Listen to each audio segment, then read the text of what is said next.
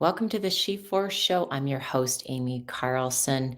So today I am just going to go on a little rampage, a little rant about how I got started, what this show is all about, and what you can expect. So I have always been a curious, creative seeker, I guess is how I would explain myself. As a kid, I was always active, loved being outdoors, and at a young age had a lot of questions, which may have so I know some of it's natural and some of it comes from our own individual life experiences. So for me, my parents got divorced when I was very young, age 3. And so I think that started some of my questioning, wondering about the sense of belonging, for example, and looking around me and seeing other people, particularly once I got in school, coming from a divorced family was fairly rare. So that factored into my seeking journey. And as an active child, it was very interesting to me that as my body started to shift as I got a little bit older, getting into the preteen, teenage times, that my relationship with my body changed. The judgment of my body suddenly came about. And all of that got fairly heavy for me, which I'm sure a large number of you might be able to relate to, that we begin to view ourselves, our bodies in particular, as not quite being right when we compare it to this. Now that I understand what an odd standard we have been shown, and a pretty much impossible standard for most of us. But nonetheless, that was part of my journey. And I'll back it up just a little bit and also say that around age 9, I remember being very impacted by watching my mother get ready to attend some family funerals in succession. And what I learned about those deaths were that they were related to heart disease. And at that very young age, I can distinctly remember thinking to myself, wow, I wonder what I can do to avoid that, to stave that off, to what kind of path could I take that would have more longevity, more health within it. And so that was one driving force. And then the other driving force was, like I mentioned, that I had this kind of body dysmorphia, this intense self judgment about my body. And so there, it was kind of conflicting. On the one hand, I was looking for health, and on the other hand, I was not being very loving towards my body. And so I part of my journey included becoming a runner at age 14 at the end of track season. I decided to just keep running. I had done long distance, the mile and the 2 mile, as it was called at that time, the 1600 and the 3200, and discovered that running gave me something. It helped me process some thoughts, number one. And then number two, it seemed to provide this outlet for energy, as well as, I was highly aware at that time about burning calories. So in any case, running, everything has a serve and a limit, and running served me in some ways and limited me in other ways. But that was a big part of my journey from age 14 to age 32. And along that path, once I went to college, I am not sure how I became aware of it, but I became aware of yoga. Yoga was not offered at that time at my college, but I remember thinking, hey, at some point I am going to check this thing out. Seems like it has something for me. So when I graduated college, got a teaching job in a very remote area in Montana, and found myself with a fair amount of time on my hands and not a lot of I was far from home, far from people I knew, and that actually gave me an opportunity to start studying yoga. And I got a book. I remember it. It was by Eric Schiffman, and I got his um, video workout, which at that time was VHS, of course. And I started doing yoga in my living room. Didn't even know what a yoga mat was. I just did it on a towel. And my first cue that this was something I wanted to stick with was that my headaches went away.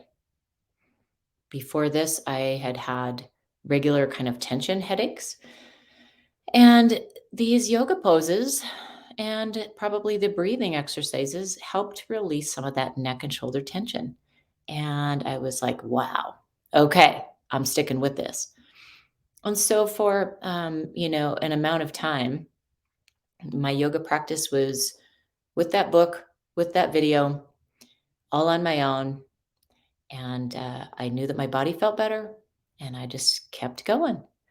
Eventually, I taught a bit of yoga to adult ed class in this little rural area and another rural area that I moved to next. And it just basically, one step ahead of my students, um, that I would teach what I was learning.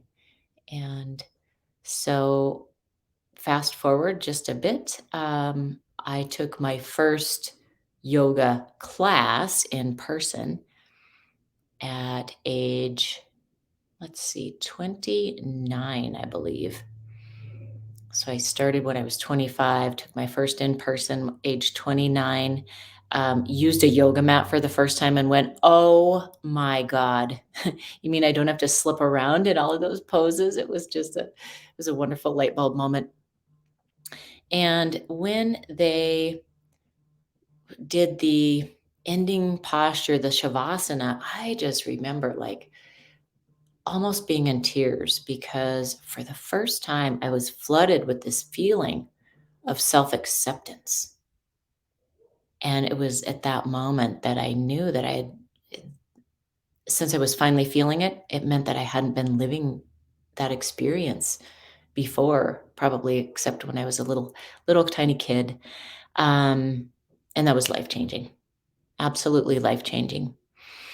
And so I continued for a while with doing yoga and running, and eventually ran a marathon. That was kind of on my bucket list. When I turned 30, that I put that on my bucket list. I ran the marathon at age 31. But yoga really helped me to keep my body, I think, injury free. And then I was burnt out on running. Ran that marathon, all that training, all that practice, all that time.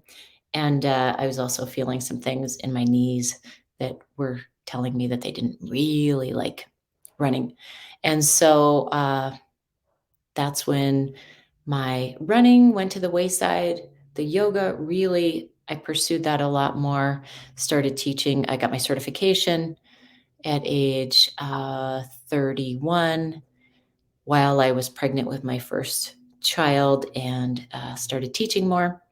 And then eventually had a second child and then got my own yoga studio and taught a lot. It was really a fabulous time of integration because by that point I had recognized that although the thing that drew me to yoga was purely physical, I just wanted to, I had those thoughts in my mind initially that, yes, this is something that will help me burn calories. Yes, this is something that will shape my body. And so I entered through the physical health door to yoga and was soon met with mental health benefits, emotional health benefits, spiritual, soulful benefits, and this feeling of unity that I had not experienced within myself and then with other people. And that was earth shattering to me. That has absolutely had a huge impact on my life. And so I continued to do yoga through my pregnancies, after my pregnancies, working with my body. And that feeling of self acceptance that I had initially found through yoga was really helpful as my body shifted so much during those times of, pregnancy. And then so that expansion and contraction of the body. And I think it also really helped as I was riding the hormonal wave before, during, and after my pregnancies as well. And so I encountered a new way of looking at health, a more holistic way of looking at health. And then I got my life coaching certificate while I was teaching school and raising my stepkids, raising my little babies, and just recognizing how wonderful both of these things were as a parent, even. Life coaching through the way of asking the right questions, being curious, allowing people to come to their own conclusions, and then, even doing yoga with my children and my stepchildren, making teaching breathing exercises to young kids, and allowing them, kids are their bodies. I had a professor tell me that once, that so adults live in their minds, but kids are their bodies. And so giving them some of those um, outlets and allowing that physical activity to be okay, in fact, more than okay. And so that has helped shape my reality. And I find that I am coming back to that space of yoga and teaching yoga once again.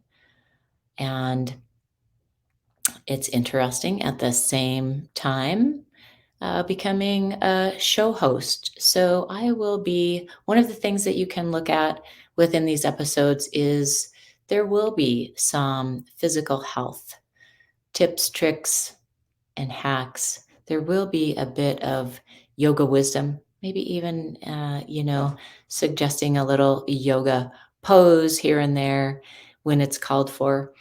There will be a lot of talk about creativity. I have a background in art, and creativity, I feel like, is the highest expression of self actualization. I think that it is a calling that we all have to express ourselves creatively.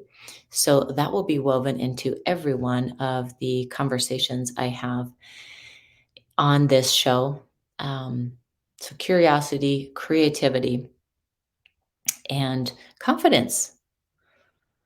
How can we build our confidence? And through each of the people that I interview, asking them what their experience is within their own life and within working with people in whatever way they do.